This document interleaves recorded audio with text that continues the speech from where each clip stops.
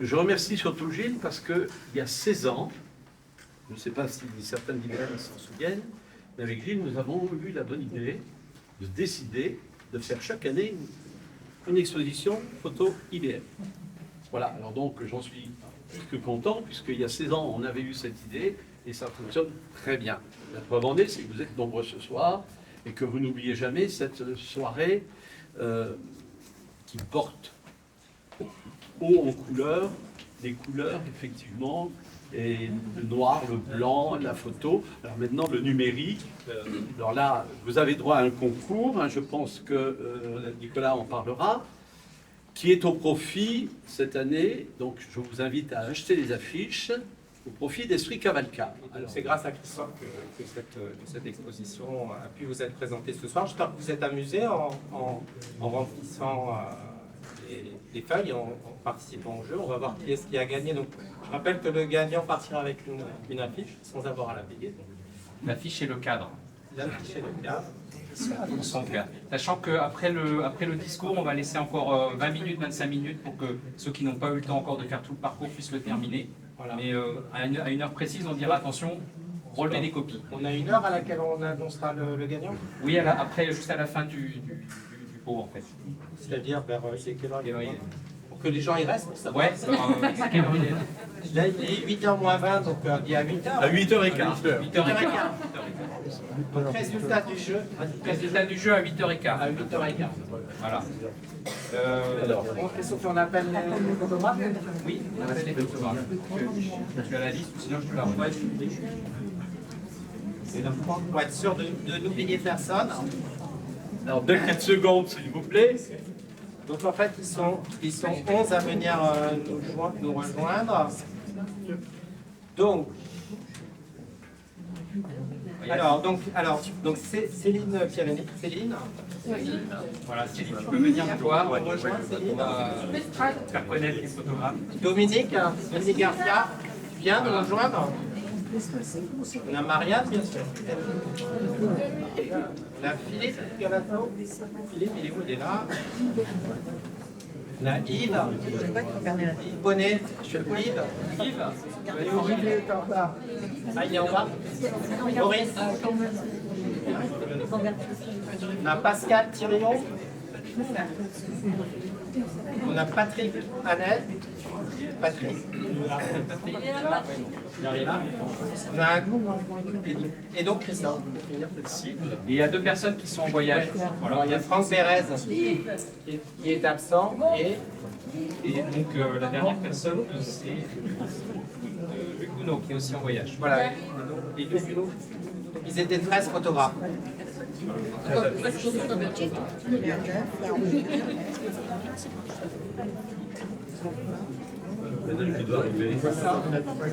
Attendez, il va arriver.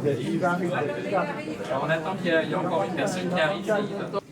Alors le but de cette exposition, c'était de vous rendre fou. Pourquoi je dis ça? Et j'espère qu'il y en a qui sont devenus à moitié fous. Parce que la folie commence quand on n'est plus capable de faire la différence entre la réalité et le virtuel. Je pense que là, peut-être vous avez été souvent dans ce cadre-là, à la limite de la folie.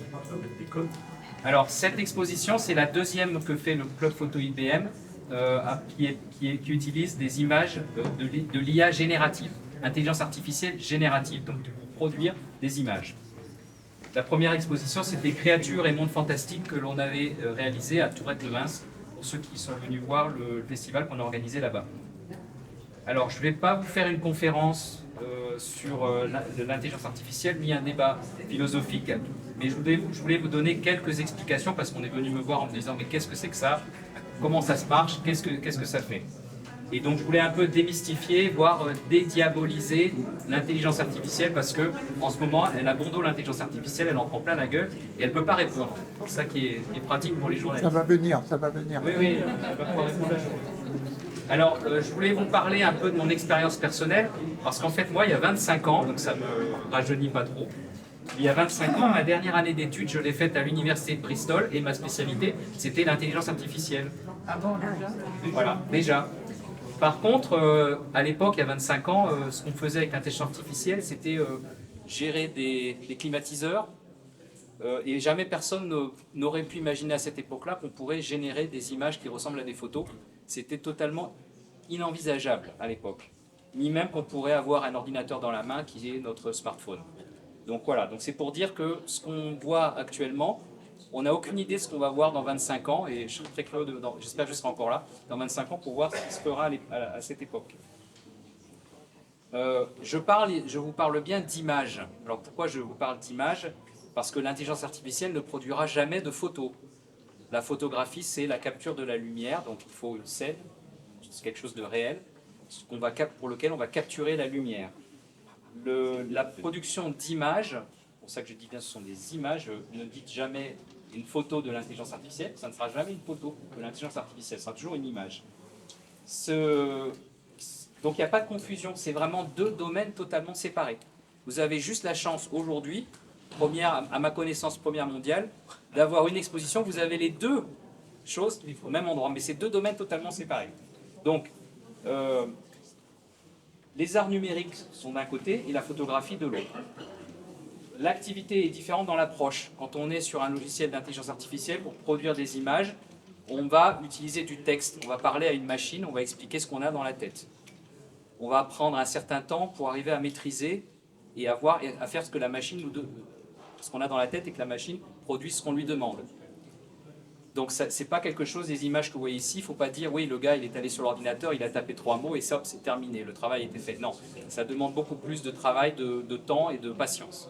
Voilà. Et ce qui est plus intéressant à la limite au bout d'un moment, c'est quand l'intelligence artificielle vous produit quelque chose que vous n'avez pas demandé et vous êtes devant et vous dites mais c'est génial, c'est pas du tout ce que j'avais demandé, mais c'est génial, c'est mieux que ce que je voulais. Voilà, donc ça arrive de temps en temps, donc ça c'est le moment d'extase. Donc on a un petit peu une excitation quand on travaille avec ces logiciels-là, comme avec l'argentique, quand on avait ce film, on ne savait pas trop ce que ça allait donner jusqu'au tirage. Et tant qu'on n'a pas le résultat de sa commande, on attend devant l'ordinateur, on est impatient de savoir ce que ça va donner. Donc, ce que je voulais vous dire, c'est que notre groupe Créativité IA, ce n'est pas une secte. La seule chose que nous sacrifions, ce sont nos nuits. Voilà, nous sacrifions nos nuits à cette activité qui est vraiment addictive. Enfin, il sacrifie ses nuits. Je ne suis pas seul. Il sacrifie ses nuits. Le jour aussi, ça marche. Voilà. Et nous ne sommes pas une secte parce que nous montrons ce que nous faisons. Nous vous invitons et nous vous montrons ce que nous faisons. Nous sommes totalement transparents. Donc, peut-être que ça va donner envie à d'autres personnes qui sont un peu curieuses de venir nous rejoindre aussi, puisque comme j'ai dit, nous ne sommes pas une secte. Vous pouvez venir et partir librement quand vous voulez. On n'est pas sectaire. Non, vous n'êtes pas sectaire. Et peut-être aussi, d'autres personnes, aussi des photographes, ça va un peu leur ouvrir les idées, se dire, tiens, peut-être je peux créer d'autres, dans cet art hybride, je vais pouvoir créer d'autres choses que juste ce que je faisais avant. Ça va m'ouvrir des possibilités, des horizons. Ou pas. Chacun est libre. Alors, comme toutes les autres technologies, l'intelligence artificielle n'est ni bonne ni mauvaise. N'écoutez pas ce qu'on vous dit à la télé. D'accord ? C'est une technologie, elle n'est que ce que les humains en font, qui peuvent la rendre bénéfique ou nocive. Donc, l'atome, on peut à la fois avoir l'énergie et le confort moderne, et on peut aussi produire des bombes nucléaires. C'est moins sympa. L'intelligence artificielle, vous en avez entendu parler, des aides au diagnostic des cancers pour aider les médecins, pour pouvoir détecter les cancers plus tôt, donc ça c'est vraiment génial. Et vous pouvez aussi avoir des régimes totalitaires qui vont surveiller la population avec l'intelligence artificielle. Donc, encore une fois, c'est ce qu'on en fait. Nous, dans notre groupe, on s'intéresse qu'à l'utilisation récréative de ces produits. Ou pas. Voilà, donc je vais terminer là-dessus. Donc si grâce à cette expo, on a pu vous ouvrir les chakras, vous montrer d'autres choses et aussi vous intéresser, c'était notre but.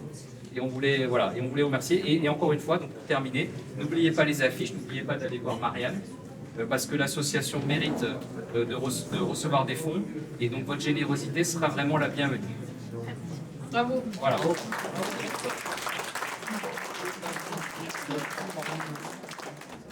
Alors, un dernier petit mot, d'abord pour vous remercier vraiment d'être présent et à chaque fois pour venir soutenir cette association qui fait un travail formidable depuis, nous on le sait, 16 ans, avant certainement.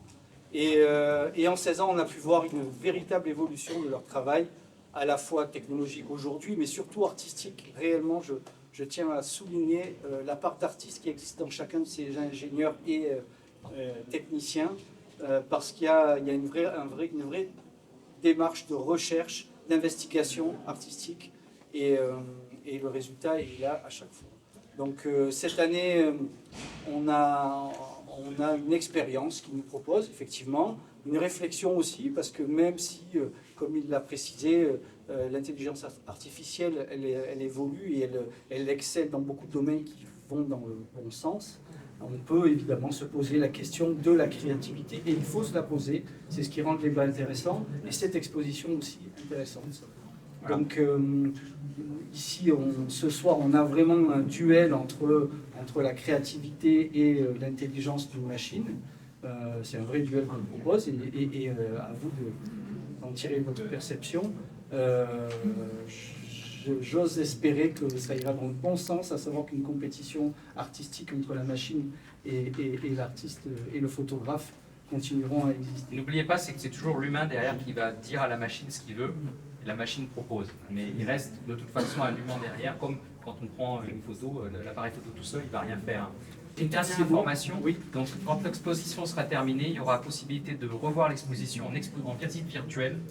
Donc vous pouvez vous promener avec l'ordinateur, retrouver les différentes associations. Donc elle sera publiée sur le site web du Photoclub IBM Côte d'Azur. Il y aura un lien par lequel vous pourrez aller. Donc je vous encourage dans à peu près 2-3 semaines à aller sur le site web du Club Photo IBM et de rechercher cette information. Voilà. Et maintenant, on peut aller boire un verre au rez-de-chaussée. Allez.